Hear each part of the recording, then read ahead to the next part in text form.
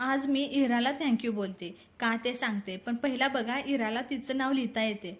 Weekend म्हटलं की काहीतरी प्लॅन झालाच पाहिजे. म्हणून आम्ही इराच्या फ्रेंडच्या मम्मा पिकनिक करायचा प्लॅन केला. आम्ही 5 जणी होतो आणि आमची पिल्ले. ठरल्यानुसार सगळ्यांनी थोडं सामान आणि स्नॅक्स आणलेलं. छान पिकनिक स्पॉट ठरला आणि दुपारचं ऊन कमी झाल्यावर जायचं ठरलं.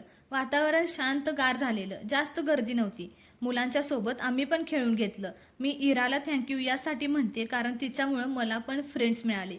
मैत्री ही वेळोवेळी बदलते पण आनंद कायमच जास्त देते. वेगळ्या भागातील वेगळ्या भाषेची माणसं भेटतात तेव्हा छानच होतं सगळं. सूर्याची किरणं पण सुंदर पसरलेली. अंधाराला सुरुवात झालेली पण सगळ्यांच्या आवाजाने दिवसाला जाग अजूनही होती. पॉपकॉर्न, मखाने, केक, बिस्किट, चिप्स असं बरंच खाऊन घेतलं. मुलांनी पुन्हा येते थोडा वेळ खेळून घेतलं आणि निघालो मग घरी. तुम्ही पिकनिकला कुठे जाता कमेंट करून नक्की सांगा. बाय.